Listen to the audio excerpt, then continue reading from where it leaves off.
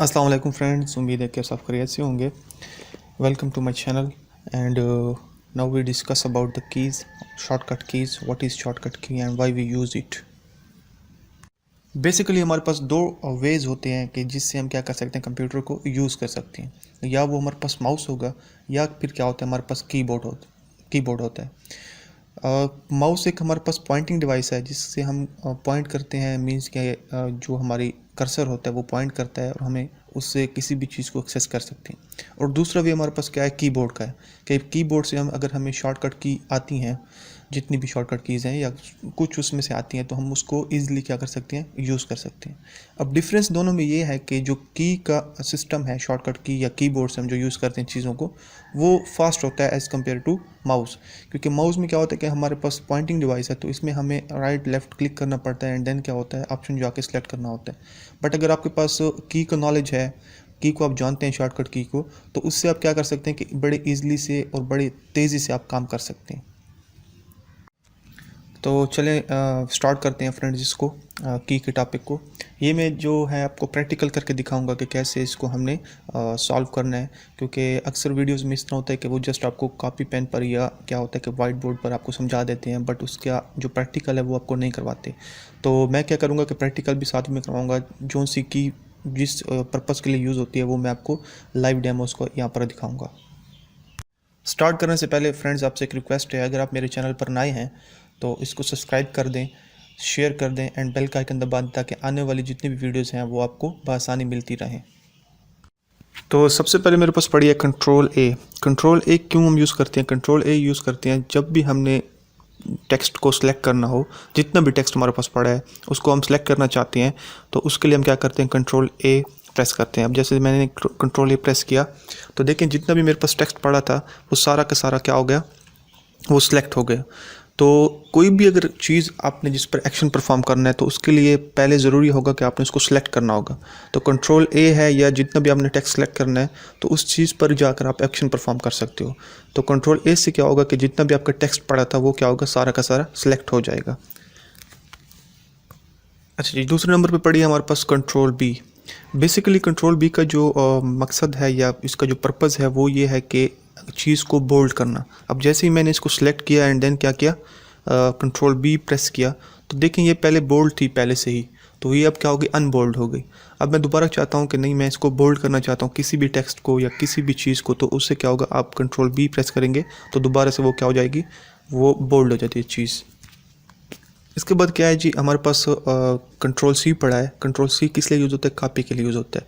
अब जैसे जैसे ही मैंने इस चीज़ को सिलेक्ट किया और साथ में मैंने क्या किया, कंट्रोल सी पे प्रेस किया एंड देन मैं क्या करता हूँ, यहाँ पर इसको कंट्रोल वी से पेस्ट करता हूँ, तो वो क्या होगा, उसी की कॉपी मेरे पास बनकर आ गई है।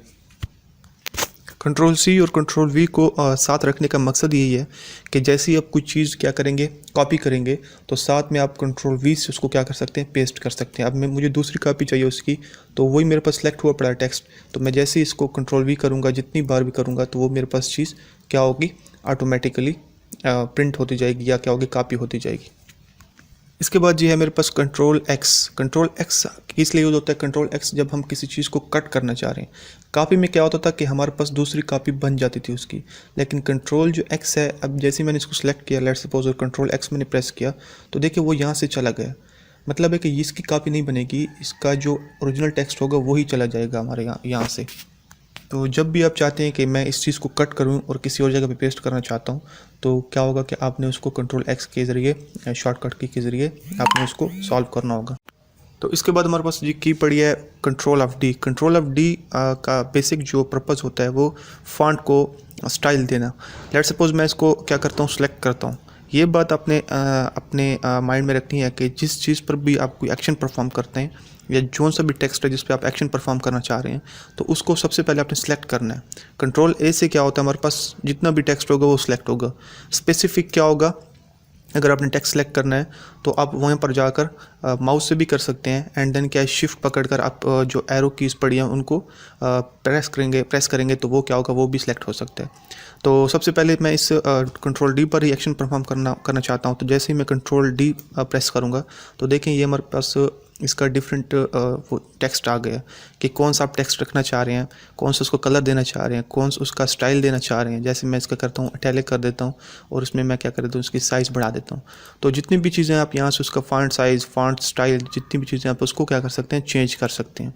तो जैसे मैं इसको ओके करूँगा तो देखें जितना भी मैंने उसमें चेंज किया वो सारे इफेक्ट्स क्या हो गए, इस पर अप्लाई हो गए हैं। इसके बाद जी पड़ी हमारे पास कंट्रोल ई। कंट्रोल ई क्यों होती है, जब भी हम चाहते हैं कि हमारा जो टेक्स्ट है वो सेंटर में आए। अब जैसे मैं चाह रहा हूँ कि ये चीज़ जो है मेरी सेंटर में आ जाए, तो इसके लिए सबसे पहले मैं इसको सिलेक्ट करूँगा एंड देन क्या होगा, कंट्रोल प्रेस ई जैसे ही करूँगा तो वो क्या होगी, टेक्स्ट अलाइन सेंटर हो जाएगी। जो भी टेक्स्ट, जो भी पैराग्राफ आप चाहते हैं या जो भी कंटेंट आपका पड़ा हुआ है MS वर्ड के अंदर, आप चाहते हो कि मैं उसको सेंटर करना चाहता हूँ, तो उसके लिए आप क्या करोगे, कंट्रोल ई। लेकिन शर्त यह है कि आपने उसको क्या करना होगा, सबसे पहले सिलेक्ट करना होगा। इसके बाद जी हमारे पास पड़ी है कंट्रोल F।